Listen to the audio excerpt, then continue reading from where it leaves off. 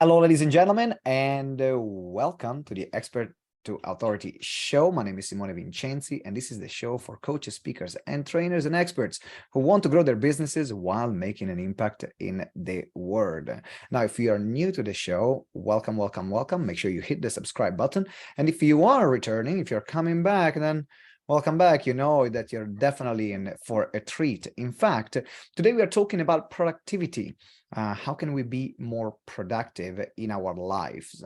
And, we can have all the best strategies and we can know the things to do, but if you're not productive in doing them, what's the point, right? And that's why today we have Shawn Shewchuk. Shawn is the go-to for those entrepreneurs, high achievers, and leaders that are driven to achieve more and collapse timeframes.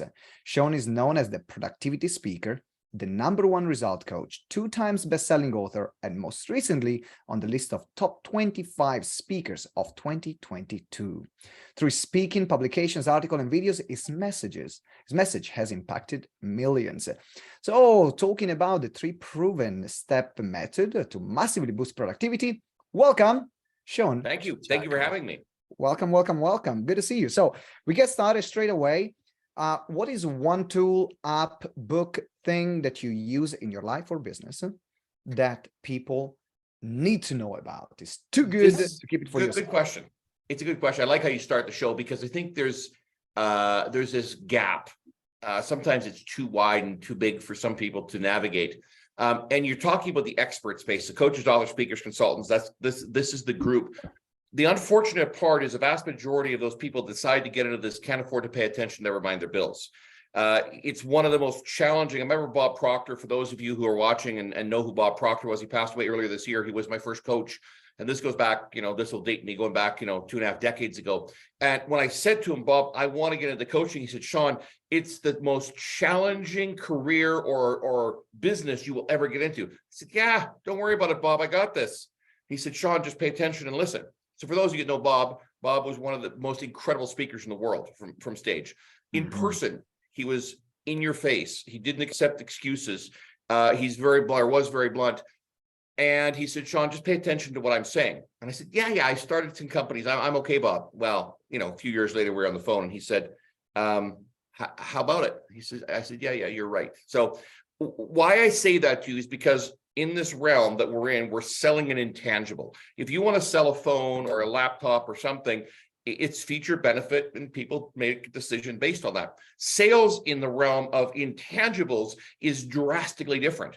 And if you try to apply sales that you know from selling a laptop or whatever some sales trainer taught you, and going and selling high ticket in consulting or coaching or training, the fact of the matter is you're going to fail miserably. Many years ago, back in 2013, I was doing an event and I had a young guy that was attending the event. His name was Stefan Arnio. And he is out of Canada, or was out of Canada. And unfortunately, he lost his battle with cancer in May of 2020 at the age of 33. He's the author, I think, 9 books. The one book that even our team uses here in our own office is called The Close, 7-Level Selling. If you are in this space that we're talking about, I encourage you to go and get this book, read it cover to cover. And when you finish, start back at page 1 and read it all the way through again. You will get something out of this. I don't get paid for this. It's not a public service announcement other than I want to help you, because the closing ratio in non-tangible sales is very, very low. I will share this with you. Our closing ratio on our team is about 80%. Because at the end of the day, we're not selling coaching. And I'll leave it at that. And thank you for letting me share. Oh, thank you for sharing. So they close 7-level selling. Yeah, Stefan Arnio, Arnio is his last name. Stefan Arnio. So make sure that the link is in the show notes. So scroll down. You can find it on Amazon. You can find it everywhere. So the link is in the show notes. Make sure you check it out. And thank you for sharing, because I agree with you. You're not selling something tangible, so you need to sell it in a different way. I'm curious, Shawn, now, what made you start in this space? Because you said that you had, like, before you had something different, and then you said, no, I can make this work in the coaching and speaking space. And then, of course, I'm sure you had your lessons there. What made you start? What was the catalyst for you? I've started running profit from 44 different companies and probably will start more. I'm just that guy. People think I'm a little bit crazy or loco, and I'm all good with that. But the reality of it is, I remember many years ago, I'd gone through a rough time in my life, and I was driving through the city I lived in at the time, and I can remember where I was, and I had this epiphany, this aha moment that something had to change, and not something small, something large, something dramatic. I had to make a shift. I didn't know at the time what it was going to be. And I heard that this guy, this is before The Secret and, some of the stuff that we know of over the last 2 years, came out, and this guy, Bob Proctor, was coming to my city. And so, the internet wasn't what it is today. And I found the phone number and phoned his office and said, I hear, Bob Proctor's coming to my city. And they said, yeah. And I said, okay, when is it and how much? And they said, $1,500. And I said, phew, I'm not spending $1,500 to hear some guy preach to me for 3 days. Forget that noise. But nonetheless, on the Friday evening after he finished speaking, I went and had a conversation with him. I bought a breakfast on the Saturday morning. And I'll tell this story later date, maybe if you have me back one time. But long story short is I wanted to be able to have an impact, a positive impact, to be able to give back. And yeah, sure, I've learned my lessons. And I'll share this. I was decided I was going to do an event. And this is in the early days of Facebook. Did some ads, filled a room, had 80, 90 people in the room.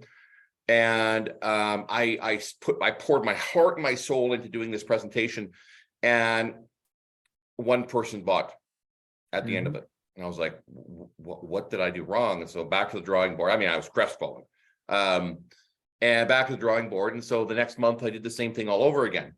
And the only thing I changed between that first event and the second event a month later, same sort of room, 80, 90 people, was the offer I made wasn't $300 a month. It was $1,500 a month. The perceived value, because of the increase in the dollar figure, was such an impactful thing that half the room bought. So there's lessons to take away from that. Most of us, especially in this space, we don't. Two things. We don't either understand the value we bring to the table. And let's be clear, most of you watching and listening today have a lifetime of knowledge, skill, education, and experience, all of which is extremely valuable. And if it's packaged the right way, people will pay you incredible sums of money for your help, assistance in whatever it is, okay? Whatever modality you choose. I will say this, though, in a second. The other one about coaching and how it should be holistic. The other one is on the value proposition side, is understanding what people need. It's not what you think. And if you're the expert and you're really, really good at what you do, and I hope you are, what you think a lot of times is irrelevant. The person sitting in front of you, it's far more important what they think, what they need, and being able to meet them where they're at, not trying to force them to meet you where you were at. So I'm getting two things here. So one is your fees, and actually that you might be shortcutting yourself if you're charging too little, because people might not be perceiving you as being valuable and or being good enough to get the results that they want. And the second one is meeting people where they're at, meeting people where they're at in their mind, meeting people where to understand really what they want. And it's less about you and what you want to give them and what you want to do for them, but it's about what they want and how can the two align. I'm curious now, at this point then, what made you decide to specialize in productivity? Because when you're starting in the coaching, speaking space, I don't know if maybe you did like a lot of people do, start talking about different topics, start talking about coaching different topics. What was about productivity that made you say, this is my thing? Well, I'll share this with you. Coaching needs to be, and for those of you watching and listening, this is really important. Coaching needs to be a holistic approach. I'm not a sales coach. I'm not a marketing coach. I'm not a mindset coach. I'm not all of these things. Here's why. Now, there's nothing wrong with any of them. But the challenge is if you're really, really good at one and not the others, it's going to be really, really tough to be successful. I can be really good at sales, but if I have no one to sell to, what am I going to do? I can be really good at marketing. If I don't know how to sell, I'm a problem. Yeah, I can have all kinds of knowledge and skill, but if I don't have the right mindset, none of it's going to make a difference because it all starts here. So let me put that out there first. Our coaching and what I've done over the course of the last 2.5+ decades is really focusing on the results and the outcome, not just one modality. Because if we go back to what I said at the beginning, if we sell coaching, we're like every other person out there. Okay. Yeah. And if you want to be like every other person out there, go ahead and sell coaching. If we're going to talk about results, it's not going to be just one modality. Okay. But productivity, to your question, productivity is a buzzword that we've heard about for a few generations. Okay. You got to increase productivity. Your team has to be more productive. You have to do, and we talk about it and we hear this, and there's books written about this.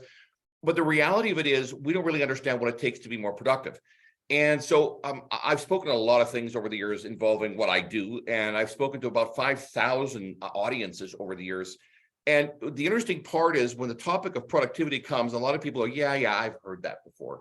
It's like talking about goal setting. Yeah, I heard about goals before. Productivity is something completely different. When we start to understand how to become more productive, and it's not just a buzzword, someone said you should do this, then all of a sudden we start to put the pieces of the puzzle together and it makes sense. And when we do it the right way, the outcomes change. Right? So productivity is something we all need, whether you like it or not. And I don't care if you're in the first grade. I don't care if you have a PhD. Right? I had a gentleman, he's got 2 PhDs. And I said something at the onset and people smiling. A lot of folks that are educated, well-educated at that level can't afford to pay attention, never mind the bills. He couldn't understand why he wasn't making money. And he hired me to coach him to disprove what I did. It worked the opposite, of course. Okay? So he invested an incredible amount of time, energy, effort, and money to work with me. And then 2 years later, phoned me and he said, can I buy you a coffee? Made him at the coffee shop. And he said, you saved my life and my marriage. He said, I didn't hire you to work with you. I hired you because I thought you were full of what. But when I actually got to a place where I had to accept it, what you were saying, it changed everything. And so when we start to understand that when we have, you've heard the old adage, you can't lead a horse to water and make it drink. Sure. So you can't force anyone to do anything. That individual has to, at some level, be open, right? And I think that's the key. Productivity, it changes not just one aspect of what someone does, not just your life or your relationships or your business or your career. It's everything, because it becomes a part of you and your lifestyle. And so you talk about a 3-step model for productivity. What are the 3 steps and how do they work? Because let's start with step 1. Let's actually understand productivity first. Okay. Yeah. If you don't know where you're going, you're not going to be productive. So the first thing we want to understand is what the definition of productivity is. Productivity is defined as any action, step, or activity that moves you in the direction of your goal or objective. Okay. So if you're doing the first step, if you're doing something that's non-productive, stop doing it. Now, I know that's harsh, and I know it's brash, and I know it's in people's faces, but as entrepreneurs, we have this thing that's called entrepreneur syndrome. If I don't do it all myself, it's not done right. And there's people right now that are watching and listening to this smiling because they know exactly what I'm talking about. I'll never forget a couple. They'd started a company in the basement. They built it up. They were doing, I don't know, $40 or $45 million a year. They were doing well. And the husband phoned me one time and said, can we meet you? We were referred to you, and we had a few meetings, and they decided to work with us. And I don't just work with people at that level. It just so happened that's the situation. And the first day after we were engaged, the wife phoned me. She said, oh my goodness, Shawn. She goes, we had the most amazing day. I said, awesome. Share with me. And she said, well, this happened, this happened. I said, well, what did you do to move the needle forward? What did you do to move the company, forward in the direction you guys, predetermined objective? And the phone went quiet. I said, well, it's 6:30 in the evening. What are you doing right now? And she said, well, my husband and I are here. We're cleaning the bathrooms, and we're emptying the waste paper baskets, and we're vacuuming the floor. And I said, whoa, time out. Why are you doing this? Well, she said, somebody needs to do this. And she was right. Somebody does need to do it, not them. Okay. Because if you can go out and generate more than whatever that dollar figure is, whatever it costs to have someone clean your office or whatever it is, your home, even mow your lawn or clean your snow or whatever, if you can hire someone for less than what you can generate, you should do that. And people look at me funny and they say, the interesting comments when I say this. So the first step is understanding what you should not be doing. You cannot grow and you cannot scale until you know what you should not be doing. I want to stay on this first step, but I'll put the same question to you. What was one thing that was really hard for you to let go of? It was one of these things that you knew you had to let go of that at some point in order to follow your own productivity advice, but still you were struggling to do that. What was that? I'm a lifelong serial entrepreneur, and between 1999 and 2007, I built the largest independent management consulting firm on the western side of the North American continent, U.S. and Canada predominantly. I bought a little company that was doing maybe $100,000 gross revenue a year, and in 1999, and between 99 and 2007, when I sold it, the last fiscal year, we did $133 million. And we were about 9 million, and I hired a CEO. And I remember the following morning, we'd gone through the vetting process, and this was a month-long or 5-week-long process. Okay. And the following morning after he was brought on, I was in the office at 6 a.m. And he looked at me and he said, "What are you doing here?" I said, "Coming to work." He goes, "That's fine. It's your company." He said, "But remember, you hired me for a reason. Stay out of my way." And it was like someone, I don't know, threw a dagger through my heart. Like, this is my baby. So I'll say this: letting go is probably one of the toughest things that for me, and anyone who's an entrepreneur and has built a company understands this. I have to hold it close, and if I don't touch everything, it's not done right. If I don't answer every phone call and every email and blah blah blah blah, all this, we just start spouting garbage and we justify what we do. But that for me was probably one of the toughest ones. The ones I didn't have a problem with, I don't have a problem with someone coming and mowing my lawn. I don't have a problem with someone coming and doing some of these things that, that yes, they need to get done. Full stop. They have to get done, but they're not productive for me to be doing. That doesn't mean I don't teach my kids how to mow the lawn. It just means that I don't need to be doing it.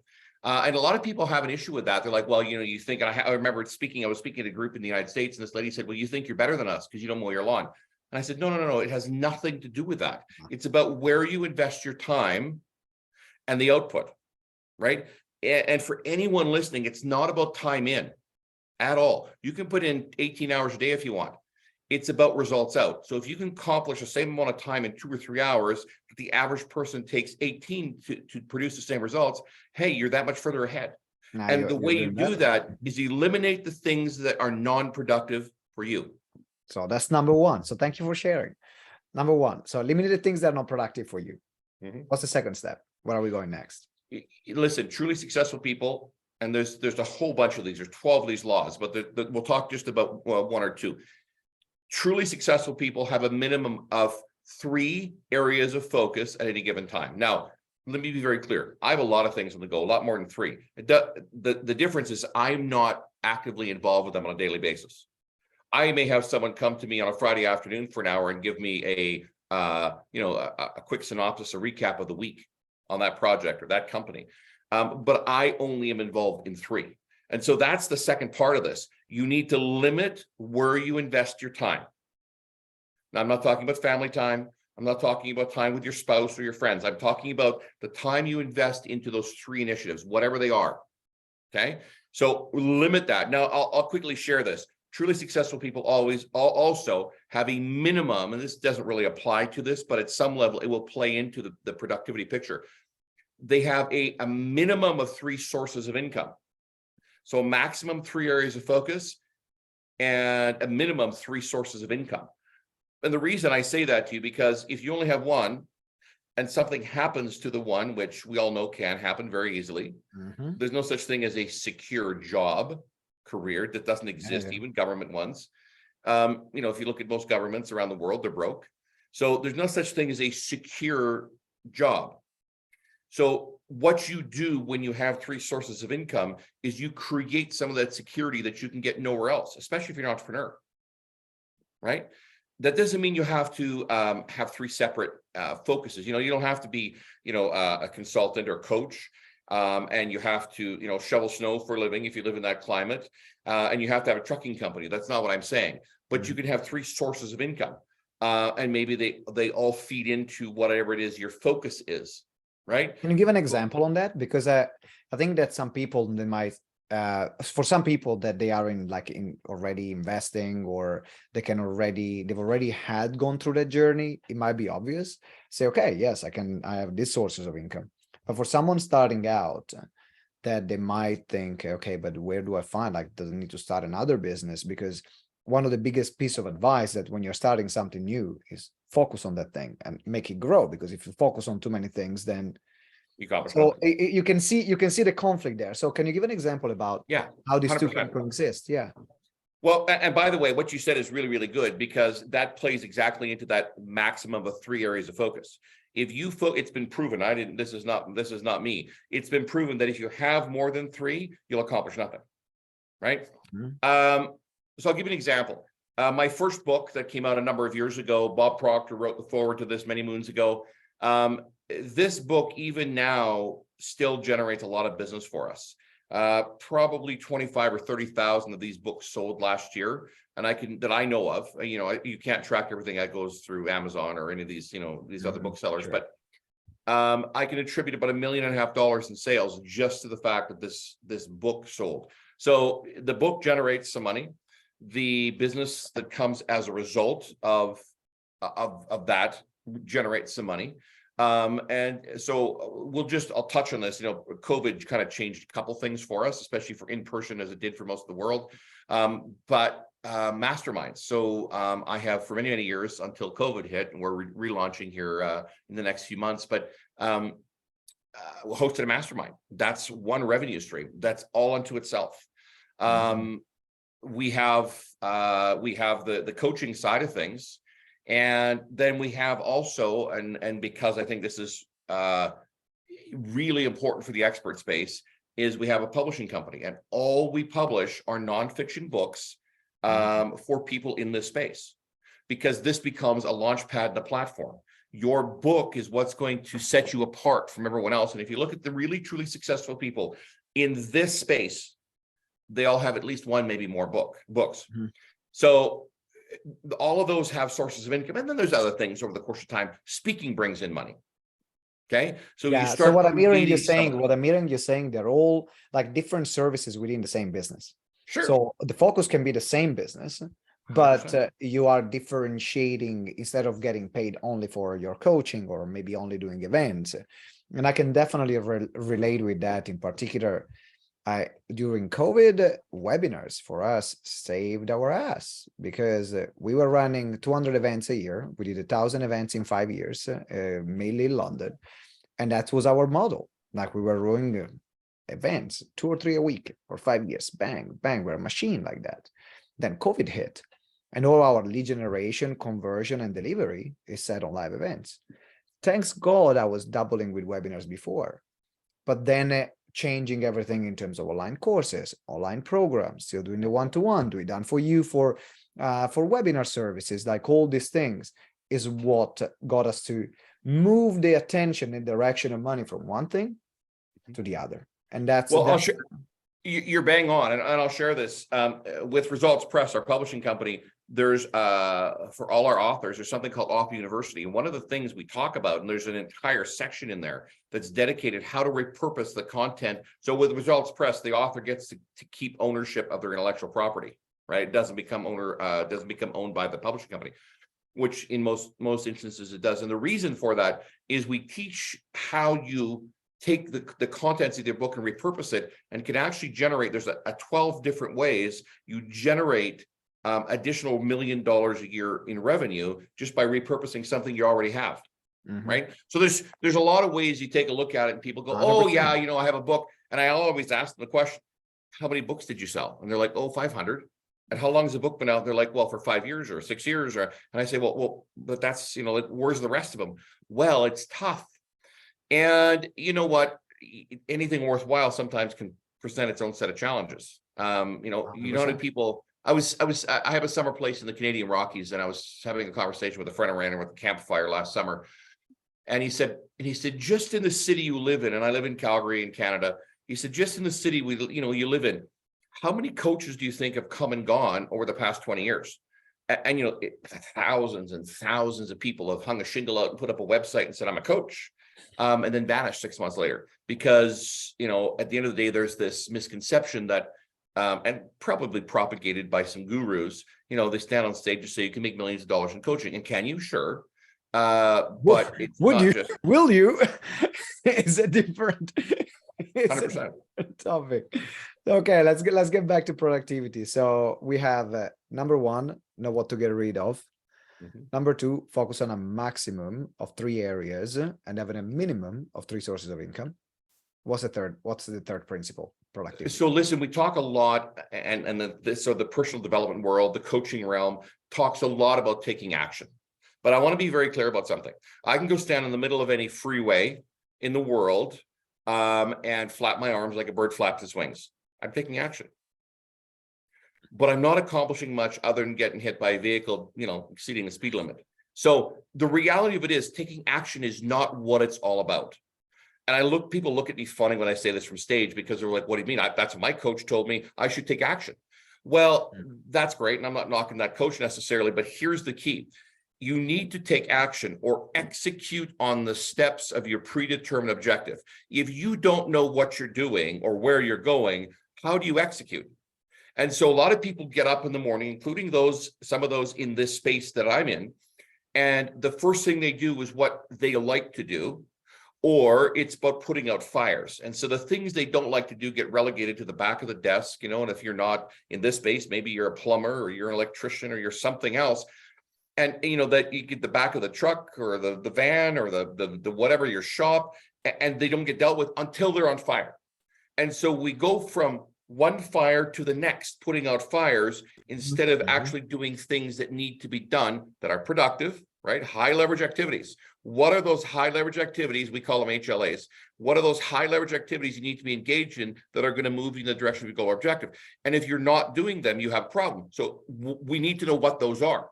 And the only way we know what those are is when we know where we're going. So what does that picture look like? We reverse engineer that, and then we take a look and say, okay, what do you have to do every year, month, week, day? And for guys like me, maybe even every hour. What do you need to be doing that's a high leverage activity? But you cannot get there until you know what it is you're going to do. So, where do you see yourself in 2 years? And then we reverse engineer that. So understanding the third one is really starting to understand what those high leverage activities are, those things that are going to move you, and then executing. That's the key.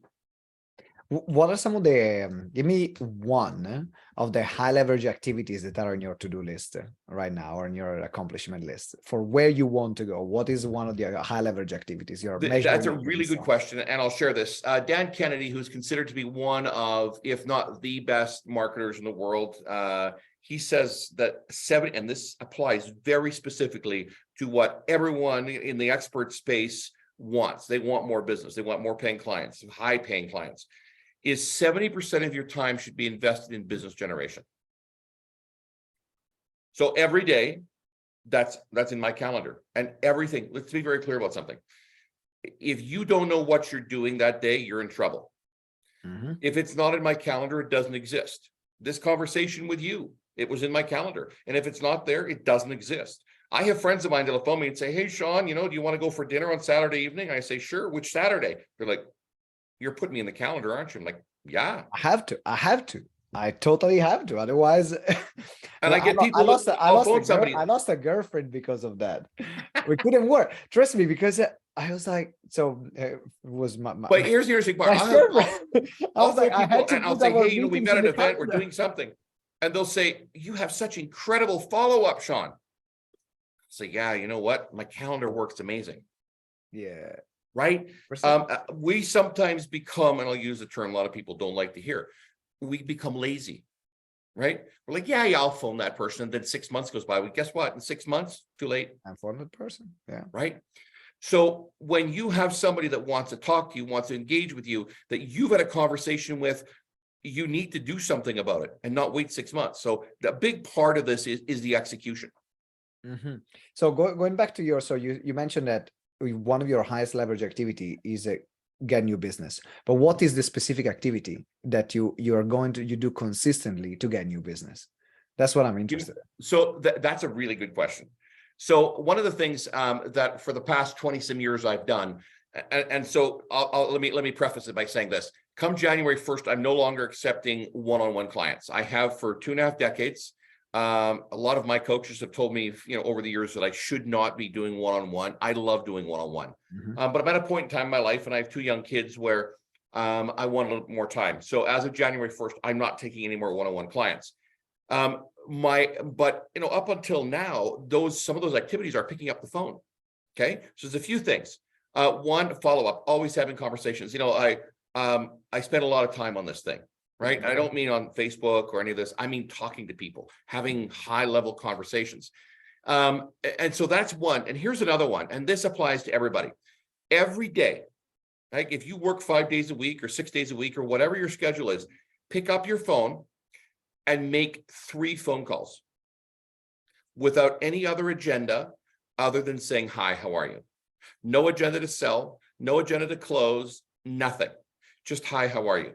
Even if you've already worked with them, and there's a reason for this, because you become much more valuable in your network when 100%. when you're top of mind and tip of tongue. Because if you and I are having a conversation and you say to me, yeah, you know what? I got this colleague, this friend, this whomever it is that really needs X. Coach, okay? You're going to say, you know what you should do? You should talk to Shawn Shewchuk. Here's his information. Yeah, you're top of mind. Because That's you're right. top of mind, because you kept the relationship going. Absolutely. When you listen, your life is predicated on 2 things. 1, the decisions you make. 2, the relationships you establish, nurture, and build. Full stop. Okay. Mm-hmm. You can mix everything else up and say there's all kinds of important things, but that's it. Because without relationships, you have nothing. And the decisions are going to determine what the outcomes are. Man, that's absolutely gold. In fact, we're going to wrap up now. We talked about the 3 steps here. So 1, understand what you're not gonna do, then delegate that part, and also to know what your higher leverage activity, not having more than maximum 3 focuses and minimum 3 sources of income. And then also knowing your higher leverage activity, knowing what you're going to execute. My brain was looking for the right words. I got there at the end. Thank you. So if someone wants to reach out to you, someone wants to work with you, know what you're up to, what's the best way to get in touch with you? So if you'll indulge me for a moment, coming very quickly, we are going to revolutionize coaching. Up until this point in time, there's been 2 delivery models. One is one-on-one, the other is group. The problem, one-on-one is very time consuming. And the group model is there's a lot of times there's a great disparity between someone who's just starting out and someone who's been around for a few years, and delivering value to both of those is a challenge. So coming in the new year in January, we have a program that I've been working on for 3 years. And it is really going to revolutionize coaching and delivery and the results and outcomes as a result of coaching. So that's something that's huge. People can get a hold of us. They go to changeyourresults.com and of course anywhere on social media. But changeyourresults.com. There's a whole bunch. There's a new website coming. There's some new marketing coming. The coaching aspect for anyone out there that is involved in what we do, has a passion, wants to have a positive impact, not just around them, but grow that and have that ripple effect. Coaching needs to be a holistic approach. It's not just about one thing or one modality. And I've had the privilege over the past, I'm going to say 5 years, with working about 150 coaches and watching. I've got a guy right now, he's out of the United States. He's increased, just in the last 12 months, he's increased his revenue by $1 million in coaching because of a shift in the approach when you deal with people. And I think that's a key. When we understand that people want a lot of times what we want, we just don't know how to communicate with them unless we ask them the right questions and they share, and it gives us an opportunity. Thank you for indulging me. So that's the website is again changeyourresults.com. So changeyourresults.com. Make sure you check it out. I have a gift. Yes, so let's go with I'd love to give everyone a copy of this book. So text me. What's the title of the book? Because you've been mentioning the book, but we're on a podcast. And some people, they're just gonna watch, they're just gonna listen. So it's called changeyourresults.com. Okay, so that's the change your mind. Okay. Change your mind, change your results. The website's changeyourresults.com. So change your mind, change your results. Awesome. Shawn Shewchuk, you can see it without the reflection. Bob Proctor did the forward, somewhere down at the bottom there. I will send you a copy. I'm happy to send you a copy of that. Text your name and your email address to +1 403 457 4002. And within 24 hours, you will receive a copy of that book from us, free of All charge. right, let's repeat again the phone number one more time. It's so +, if you're not in North America, +1-403-457-4002.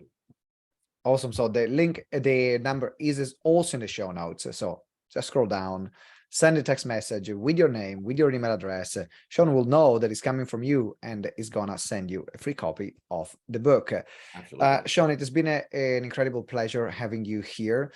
If we were to summarize with one final thought, the conversation that we had today, what would your final message be? Listen, for those of you who are in the expert space, there's a reason you got into this. And the reason you got into this was to have a positive impact.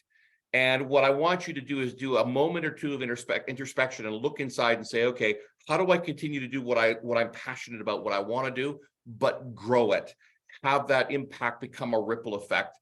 And people ask me all the time, they say, Shawn, what do you do what you do? And here's the reason. I'm told that when it's my turn to check out, your life flashes before your eyes. And I don't want that to happen anytime soon, but I want to make sure when it does happen, it's a movie worth watching. Awesome. Thank you, Shawn. It has been an incredible interview, ladies and gentlemen. Thank you for being here today. Thank you for watching. Thank you for listening. Again, if you have not hit the subscribe button yet, make sure you subscribe and also leave us a review. Let us know what you think about the show.